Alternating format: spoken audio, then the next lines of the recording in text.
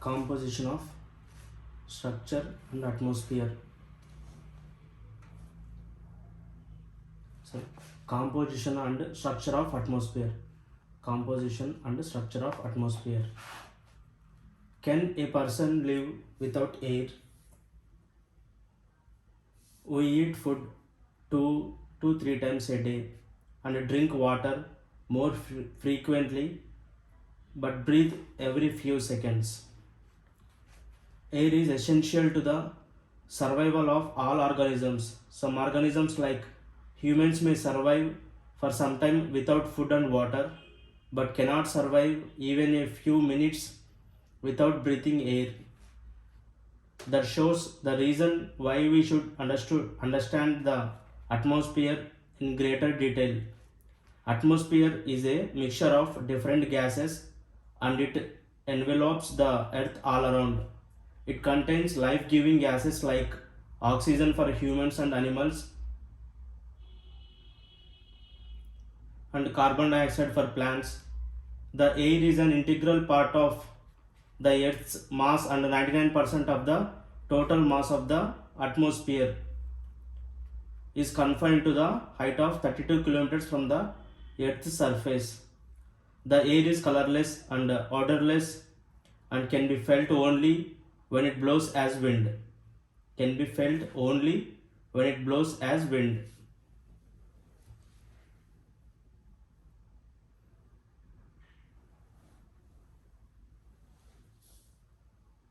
Can you imagine what will happen to us in the absence of ozone in the atmosphere?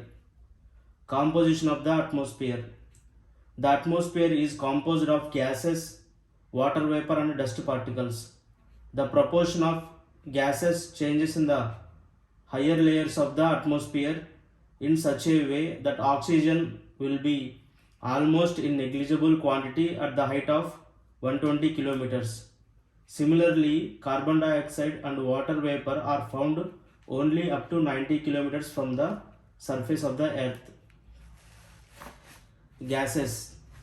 Carbon dioxide is meteorologically a very important gas as it is transparent to the incoming solar radiation but opaque to the outgoing terrestrial radiation. It absorbs a part of terrestrial radiation and reflects back some parts of it towards the Earth's surface. It is largely responsible for the greenhouse effect. The volume of other gases is constant, but the volume of carbon dioxide has been rising in the past few decades, mainly because of the burning of fossil fuels. This has also increased the temperature of the air. Ozone is another important component of the atmosphere, found between 10 to 50 kilometers above the Earth's surface and acts as a filter and absorbs the ultraviolet rays radiating from the sun and prevents them from reaching the surface of the earth. Water vapor. Water vapor is also a variable gas in the atmosphere which decreases with altitude. In the warm and wet tropics, it may account for 4% of the air by volume, while in the dry and cold areas of desert and polar regions, it may be less than 1% of the air. Water vapor also decreases from the equator towards the poles. It also absorbs parts of the insolation from the sun and preserves the earth's radiated heat. It thus acts like a blanket, allowing the earth neither to become too cold nor too hot. Water vapor also contributes to the stability and instability in the air. Dust particles. Atmosphere has a sufficient capacity to keep small solid particles which may originate from different sources and include sea salts, fine soil, smoke soot, ash, pollen, dust and disintegrated particles of meteors.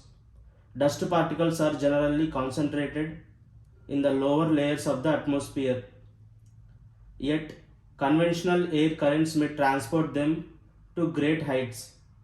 The higher concentration of dust particles is found in subtropical and temperate regions due to dry winds in comparison to equatorial and polar regions.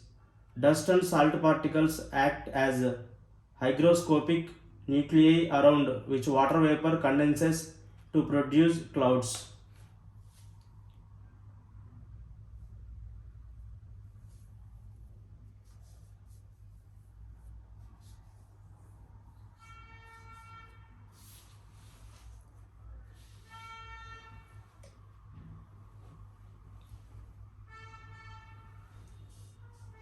Structure of the atmosphere. The atmosphere consists of different layers with varying density and temperature. Density is highest near the surface of the earth and decreases with increasing altitude. The column of atmosphere is divided into five different layers depending upon the temperature condition. They are troposphere, stratosphere, mesosphere, thermosphere, and exosphere. Troposphere, stratosphere, mesosphere, thermosphere, and exosphere. The troposphere is the lowermost layer of the atmosphere. Its average height is 13 kilometers and extends roughly to a height of 8 kilometers near the poles and about 18 kilometers at the equator. Thickness of the troposphere is greatest at the equator because heat is transported to great heights by strong convectional currents. This layer contains dust particles and water vapor. All changes in climate and weather take place in this layer. The temperature in this layer decreases at the rate of 1 degree centigrade for every 165 meters of height. This is the most important layer for all biological activity. This is the most important layer for all biological activity. The zone separating the troposphere from stratosphere is known as tropopause. The air temperature at the tropopause is about 80 degrees centigrade over the equator and about minus 45 degrees centigrade over the poles. The temperature here is nearly constant and hence it is called the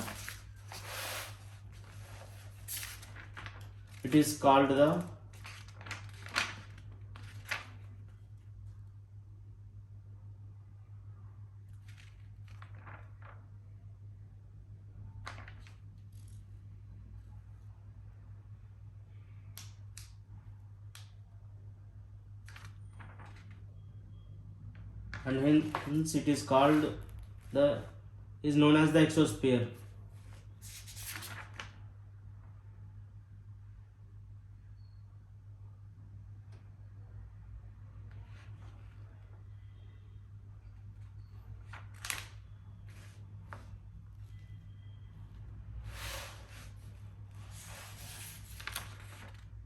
Paper missing.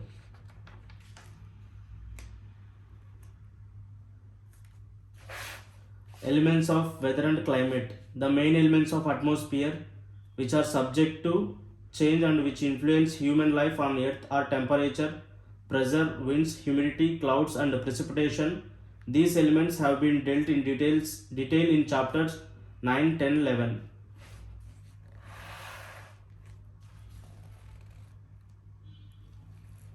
Solar radiation, heat balance and temperature. Chapter 9.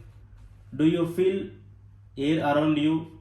Do you know that we live at the bottom of a huge pile of air? We inhale and exhale, but we feel the air when it is in motion. It means air in motion is wind. You have already learnt about the fact that the earth is surrounded by air all around. This envelope of air is atmosphere, which is composed of numerous gases. These gases support life over the earth's surface. The earth receives almost all of its energy from the sun. The earth in turn radiates back to space the energy received from the sun. As a result, the earth neither warms up nor does it get cooled over a period of time. Thus, the amount of heat received by different parts of the earth is not the same. This variation causes pressure differences in the atmosphere. This leads to transfer of heat from one region to the other by winds. This chapter explains the process of heating and cooling of the atmosphere and the resultant temperature distribution over the Earth's surface. Solar radiation. The Earth's surface receives most of its energy in short wavelengths. The energy received by the Earth is known as incoming solar radiation, which in short is termed as insolation. Insolation. As the Earth is a geode resembling a sphere, the sun rays fall obliquely at the top of the atmosphere, and the Earth intercepts a very small portion of the sun's energy. On an average, the Earth receives 1.94 calories per square centimeter per minute at the top of its atmosphere. The solar output received at the top of the atmosphere varies slightly in a year due to the variations in the distance between the Earth and the Sun. During its revolution around the Sun, the Earth is farthest from the Sun, 152 million kilometers on 4th July. This position of the Earth is called aphelion, aphelion, aphelion, and 3rd January.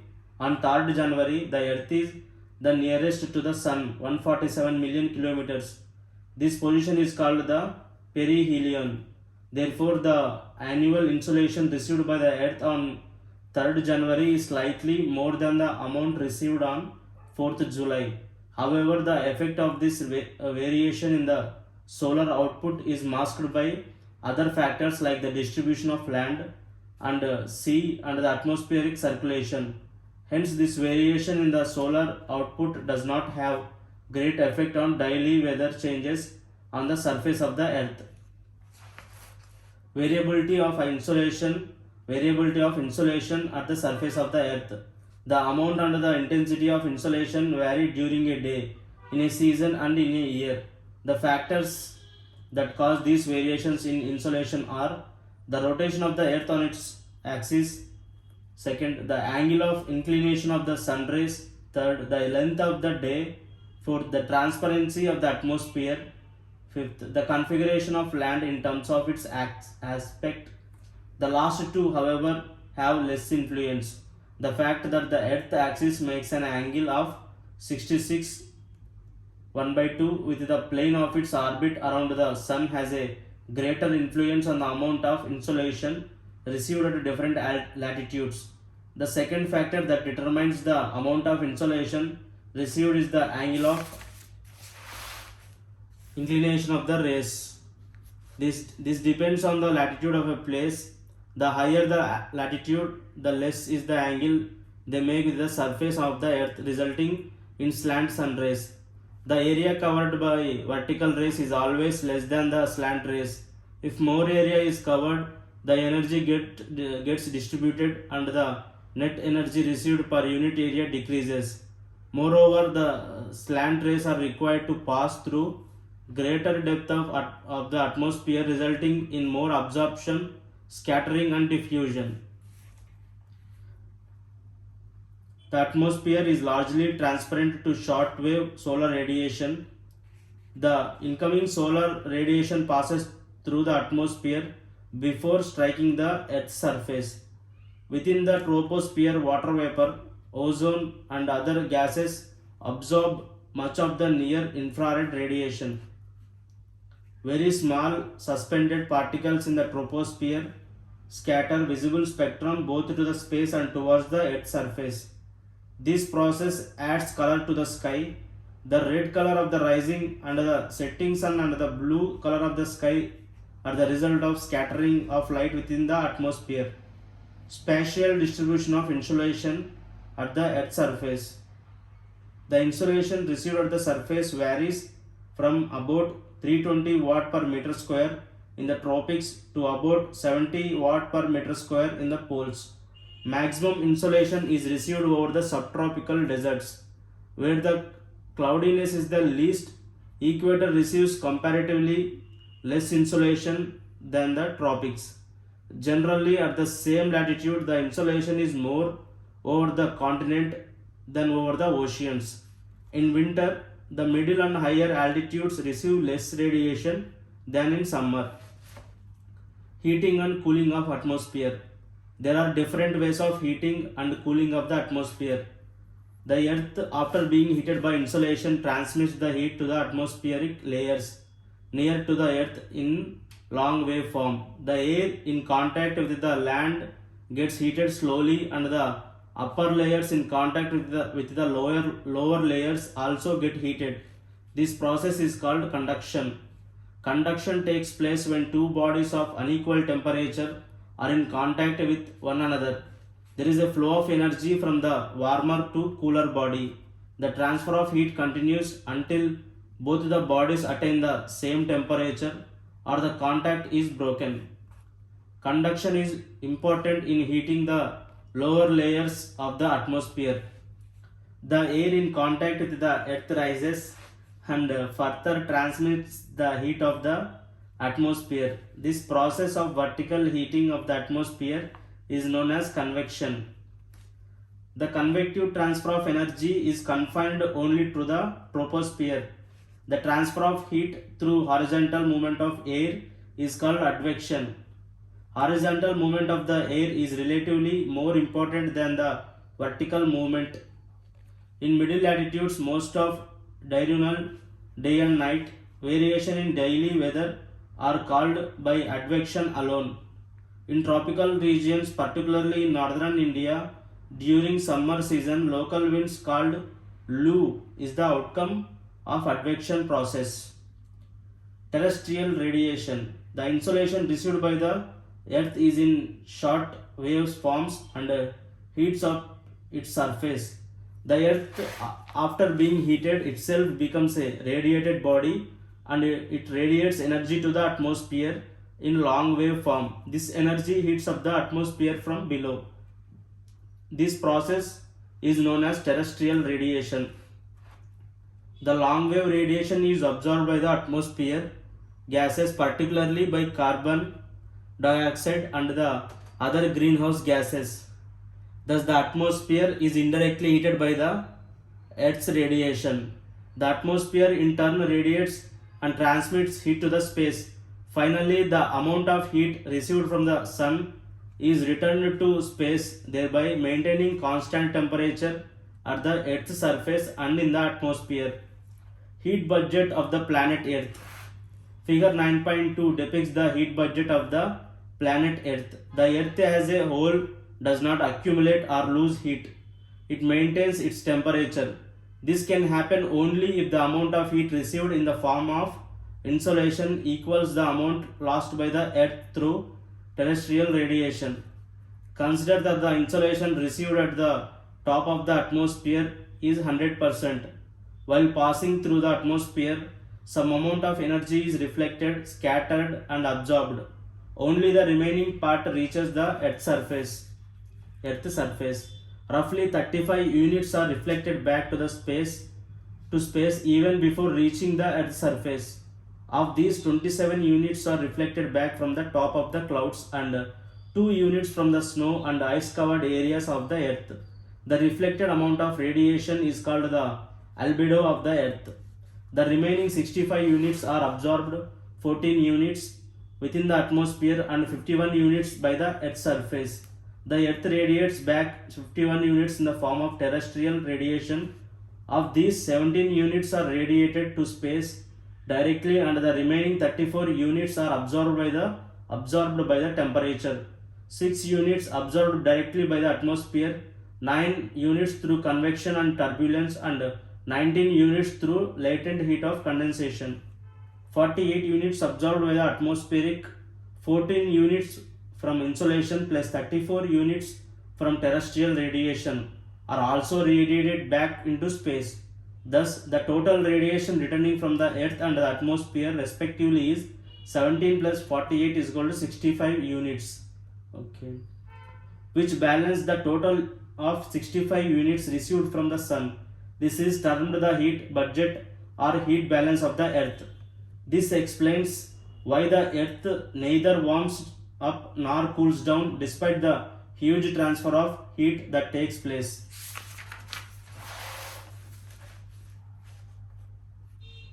Variation in the net heat budget at the Earth's surface. As explained earlier, there are variations in the amount of radiation received at the Earth's surface. Some part of the earth has surplus radiation balance while other part has deficit. Figure 9.3 depicts the latitudinal variation in the net radiation balance of the earth. The atmospheric system, the figure shows that there is a surplus of net radiation balance between 40 degrees north and south, and the regions near the poles have a deficit. The surplus heat energy from the tropics is redistributed polewards, and as a result the tropics do not get progressively heated up due to accumulation of excess heat, or the high altitudes get permanently frozen due to excess deficit. Temperature. The interaction of insolation with the atmosphere and the earth surface creates heat, which is measured in terms of temperature. While heat represents the molecular movement of particles comprising a substance, the temperature is the measurement in degrees of how hot or cold a thing or a place is. Factors controlling temperature distribution. The temperature of air at any place is influenced by 1. The latitude of the place, 2. The altitude of the place, 3. Distance from the sea, the air mass circulation, 4. The presence of warm and cold ocean currents, 5. Local aspects. The latitude. The temperature of a place depends on the insolation received. It has been explained earlier that the insolation varies according to the altitude, hence the temperature also varies accordingly. The altitude. The atmosphere is indirectly heated by terrestrial radiation from below. Therefore, the places near the sea level record higher temperature than the places situated at higher elevations. In other words, the temperature generally decreases with increasing height. The rate of decrease of temperature with height is termed as the normal lapse rate. It is 6.5 degrees centigrade per 1000 meters. Distance from the sea. Another factor that influences the temperature is the location of a place with respect to the sea compared to land. The sea gets heated slowly and loses heat slowly. Land heats up and cools down quickly. Therefore, the variation in temperature over the sea is less compared to land. The places situated near the sea come under the moderating influence of the sea and land breezes which moderate the temperature. Air mass and ocean currents. Like the land and sea breezes, the passage of air masses also affects the temperature. The places which come under the influence of warm air masses experience higher temperature, and the places that come under the influence of cold air masses experience lower temperatures. Similarly, the places located on the coast where the warm ocean currents flow record higher temperature than the places located on the coast where the cold currents flow. Distribution of temperature. The global distribution of temperature can well be understood by studying the temperature distribution in January and July. The temperature distribution is generally shown on the map with help of isotherms. The isotherms are line joining places having equal temperature. In general, the effect of the latitude on temperature is well pronounced on the map, as the isotherms are generally parallel to the latitude. The deviation from this general trend is more pronounced in January than in July, especially in the northern hemisphere. In the northern hemisphere, the land surface area is much larger than in the southern hemisphere. Hence, the effects of landmass and the ocean currents are well pronounced.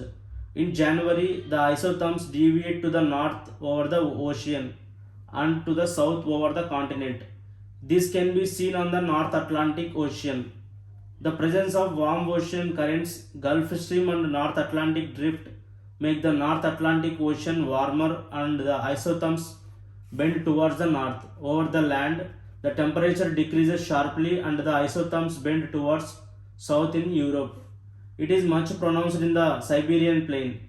The mean January temperature along 60 degrees east longitude is minus 20 degrees centigrade both at 80 degrees north and 50 degrees north latitudes. The mean monthly temperature for January is over 27 degrees centigrade in equatorial oceans, over 24 degrees centigrade in the tropics, and 2 degrees centigrade to 0 degrees centigrade in the middle latitudes, and minus 18 degrees centigrade to minus 48 degrees centigrade in the Eurasian continental interior.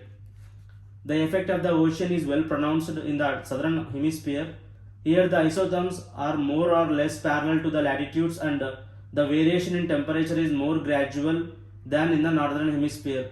The isotherm of 20 degrees centigrade, 10 degrees centigrade and 0 degrees centigrade runs parallel to 35 degrees south, 45 degrees south and 60 degrees south latitudes respectively. In July, the isotherms generally run parallel to the latitude. The equatorial oceans record warmer temperature more than 27 degrees centigrade.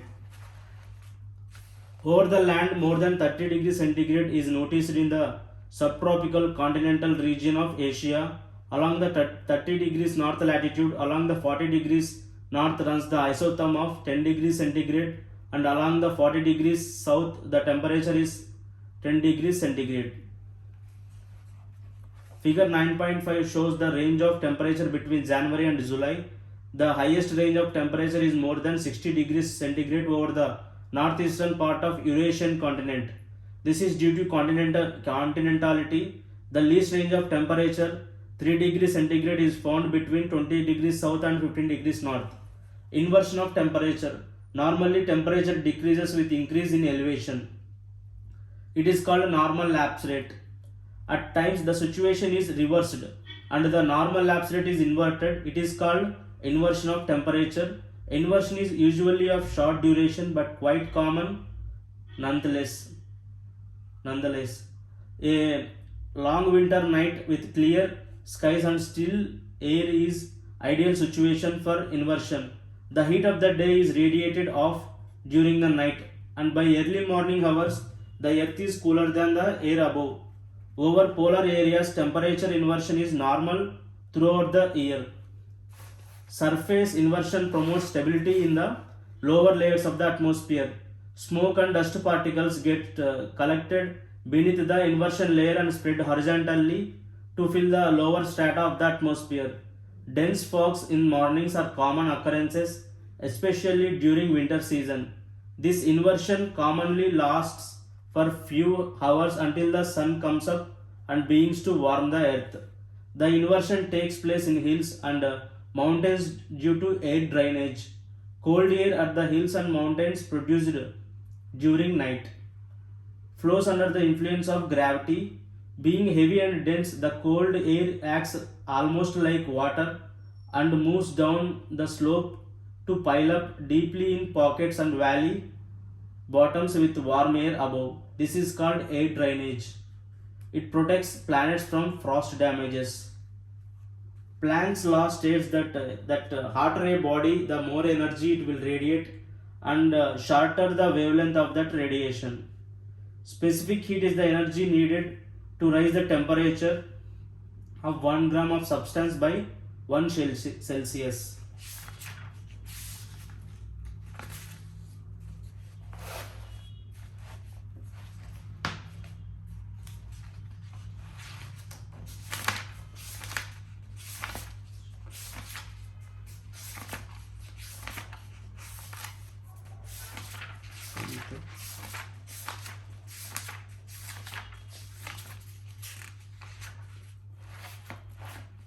Water in the atmosphere. You have already learnt that the air contains water vapor. It varies from 0 to 4% by volume of the atmosphere and plays an important role in the weather phenomena. Water is present in the atmosphere in three forms, namely gaseous, liquid and solid. The moisture in the atmosphere is derived from water bodies through evaporation and from plants through transpiration. Thus, there is a continuous exchange of water between the atmosphere, the ocean and the continents through the process of evaporation, transpiration, condensation and precipitation. Water vapor present in the air is known as humidity. Water vapor present in the air is known as humidity. It is expressed quantitatively in different ways. The actual amount of water vapor present in the atmosphere is known as the absolute humidity. It is the weight of water vapor per unit volume of air and is expressed in terms of grams per cubic meter. The ability of the air to hold water vapor depends entirely on its temperature. The absolute humidity differs from place to place on the surface of the earth. The percentage of the moisture present in the atmosphere as compared to its full capacity at a given temperature is known as the relative humidity. With the change of air temperature, the capacity to retain moisture increases or decreases, and the relative humidity is also affected. It is greater over the oceans and least over the continents. The air containing moisture to its full capacity at a given temperature is said to be saturated. It means that the air at the given temperature is incapable of holding any additional amount of moisture at that stage. The temperature at which saturation occurs in a given sample of air is known as dew point. The temperature at which saturation occurs in a given sample of air is known as dew point. Evaporation and condensation. The amount of water vapor in the atmosphere is added or withdrawn due to evaporation and condensation respectively. Evaporation is a process by which water is transformed from liquid to gaseous state. Heat is the main cause for evaporation. The temperature at which the water starts evaporating is referred to as the latent heat of vaporization. Increase in temperature increases water absorption and retention capacity of the given parcel of air. Similarly, if the moisture content is low, air has a potentiality of absorbing and retaining moisture. Movement of air replaces the saturated layer with the unsaturated layer. Hence, the greater the movement of air, the greater is the evaporation. The transformation of water vapor into water is called condensation. The transformation of water vapor into water is called condensation. Condensation is caused by the loss of heat. When moist air is cooled, it may reach a level when its capacity to hold water vapor ceases. Then the excess water vapor condenses into liquid form. If it directly condenses into solid form, it is known as sublimation. In free air, condensation results from cooling around very small particles termed as hygroscopic condensation nuclei. Particles of dust, smoke and small salt from the ocean are particularly good nuclei because they absorb water. Condensation also takes place when the moist air comes in contact with some colder object, and it may also take place when the temperature is close to the dew point. Condensation therefore depends upon the amount of cooling and the relative humidity of the air. Condensation is influenced by the volume of air, temperature, pressure and humidity. Condensation takes place 1. When the temperature of the air is reduced to dew point with its volume remaining constant. Number 2. When both the volume and the temperature are reduced.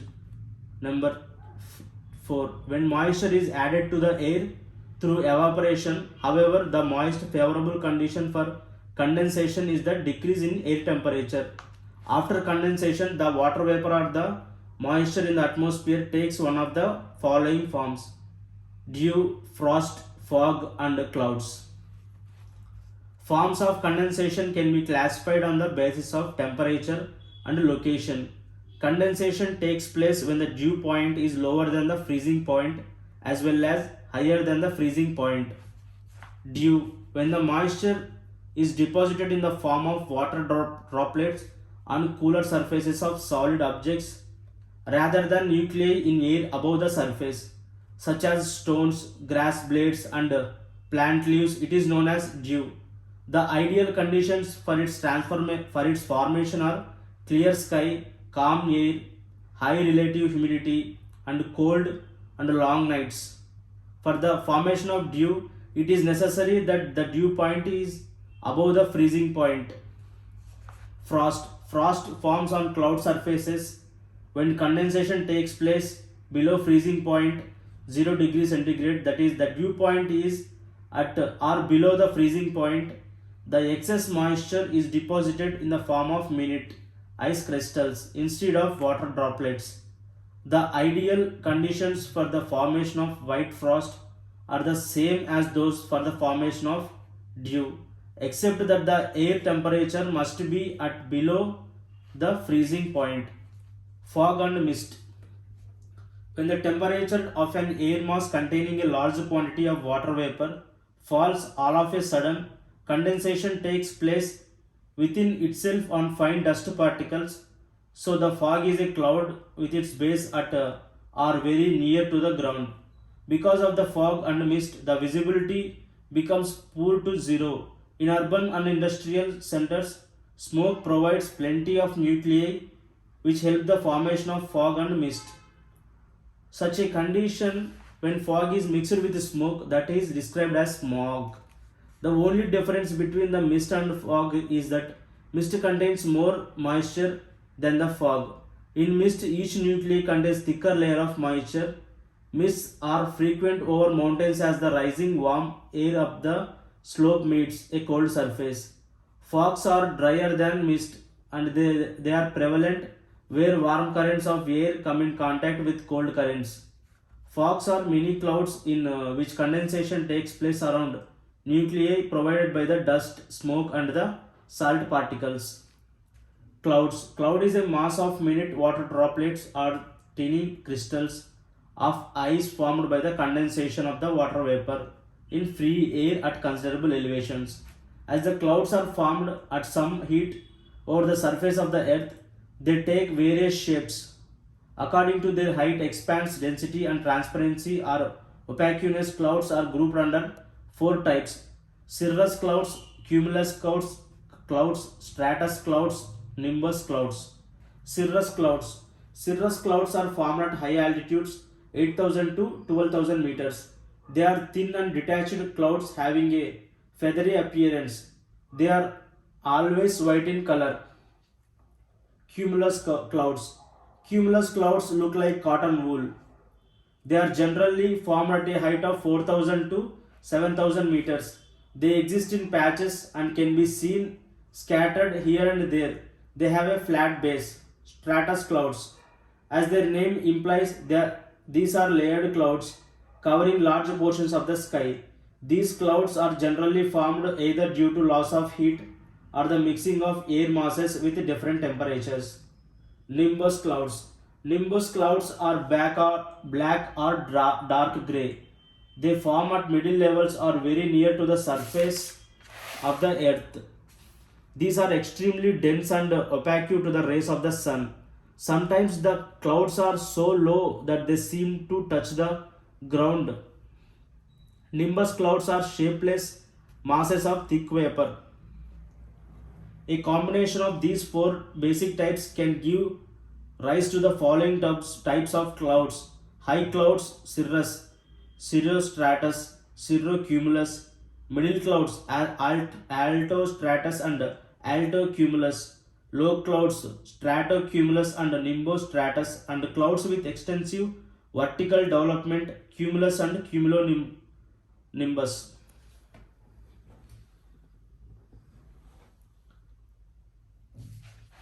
Precipitation. The process of continuous condensation in free air helps the condensed particles to grow in size. When the resistance of the air falls to hold them against the force of gravity, they fall onto the Earth's surface. So after the condensation of water vapor, the release of moisture is known as precipitation. This may take place in liquid or solid form. The precipitation in the form of water is called rainfall. The precipitation in the form of water is called rainfall. When the temperature is lower than the 0 degree centigrade, precipitation takes place in the form of fine flakes of snow and is called snowfall. Moisture is released in the form of hexagonal crystals. These crystals form flakes of snow. Besides rain and snow, Other forms of precipitation are sleet and hail. Through the latter are limited in occurrence and are sporadic in both time and space. Sleet is frozen raindrops and refrozen melted snow water. When a layer of air with the temperature above freezing point overlies a sub-freezing layer near the ground, precipitation takes place in the form of sleet. Raindrops which leave the warmer air encounter the colder air below. As a result, they solidify and reach the grounds as small pellets of ice not bigger than the raindrops from which they are formed.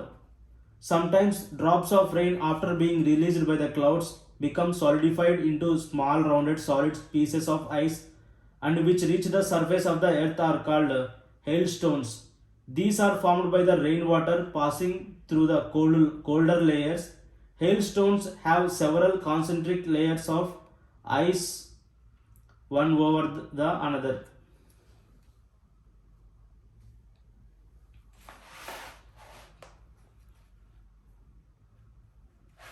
Types of rainfall. On the basis of origin, rainfall may be classified into three main types: the conventional, orographic or relief, and the cyclonic or frontal rainfall. Convectional rain. The air on being heated becomes light and rises up in convection currents. As it rises, it expands and loses heat and consequently condensation takes place and cumulus clouds are formed. With thunder and lightning, heavy rainfall takes place, but this does not last long. Such rain is common in the summer or in the hotter part of the day. It is very common in the equatorial regions and interior parts of the continents, particularly in the northern hemisphere. Orographic rain. When the saturated air mass comes across a mountain, it is forced to ascend and as it rises, it expands. The temperature falls, the moisture is condensed. The chief characteristic of this sort of rain is that the windward slopes receive greater rainfall. After giving rain on the windward side, when these winds reach the other slope, they descend and their temperature rises, then their capacity to take in moisture increases and hence these leeward slopes remain rainless and dry. The area situated on the leeward side which gets less rainfall is known as the rain shadow area. It is also known as the relief rain. Cyclonic rain. You have already read about extra tropical cyclones and cyclonic rain in chapter 10.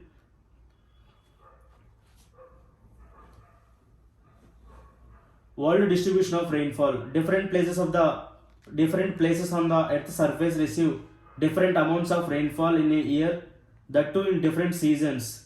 In general, as we proceed from the equator towards the poles, rainfall goes on decreasing steadily. The coastal areas of the world receive greater amounts of rainfall than the interior of the continents. The rainfall is more over the oceans than on the landmasses of the world because of being great sources of water between the latitudes 35 degrees and 40 degrees north and south of the equator. The rain is heavier on the eastern coasts and goes on decreasing towards the west, but between 45 degrees and 65 degrees north and south of the equator. Due to the western lights, the rainfall is first received on the western margins of the continents and it goes on decreasing towards the east. Wherever mountains run parallel to the coast, the rain is greater on the coastal plain on the windward side and it decreases towards the leeward side. On the basis of the total amount of rainfall, total amount of annual precipitation, major precipitation regimes of the world are identified as follows. The equatorial belt, the windward slopes of the mountains along the western coasts in the cool temperature zone, and the coastal areas of the monsoon land receive heavy rainfall of over 200 centimeters per annum. Interior continental areas receive moderate rainfall varying from 100 to 200 centimeters per annum. The coastal areas of the continents receive moderate amount of rainfall. The central parts of the tropical land and the eastern and interior parts of the temperature lands receive rainfall varying between 50 to 100 centimeters per annum. Areas lying in the rain shadow zone of the interior of the continents and high latitudes receive very low rainfall, less than 50 centimeters per annum. Seasonal distribution of rainfall provides an important aspect to judge its effectiveness. In some regions, rainfall is distributed evenly throughout the year, such as in the equatorial belt and in the western parts of cool temperate regions.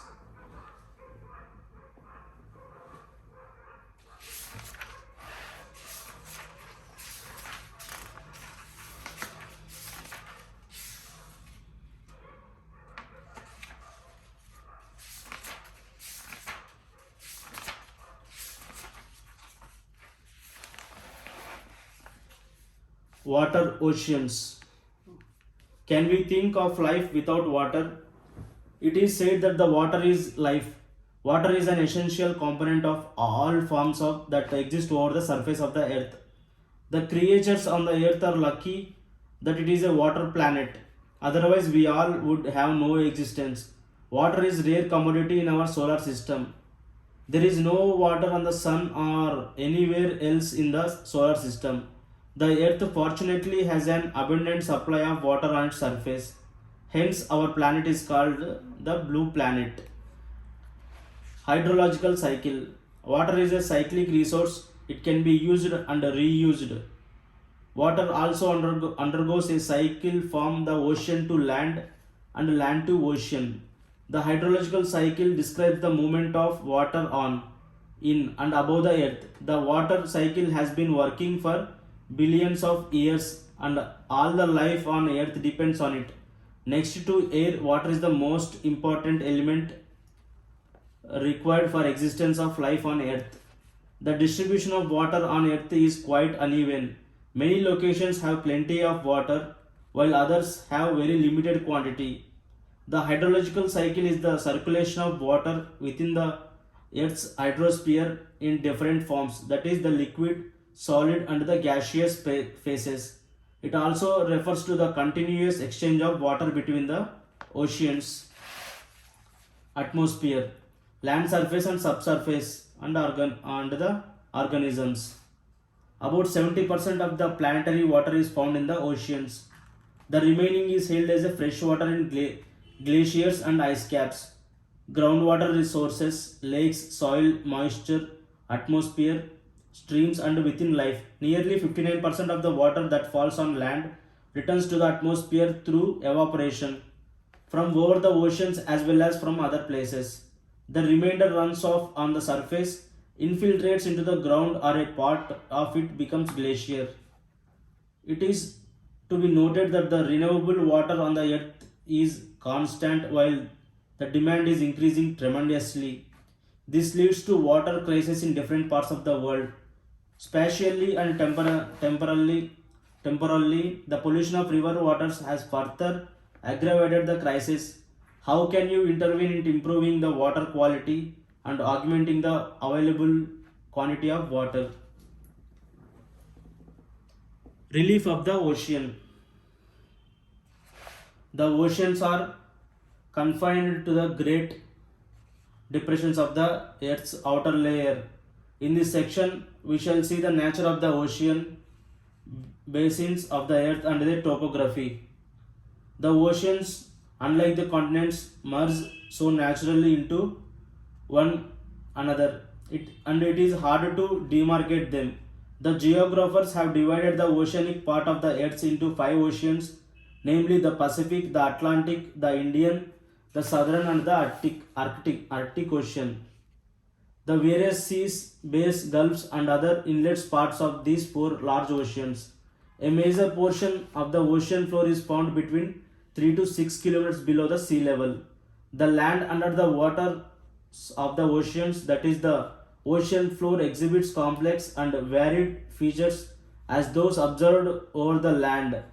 The floors of the oceans are rugged with the world's largest mountain ranges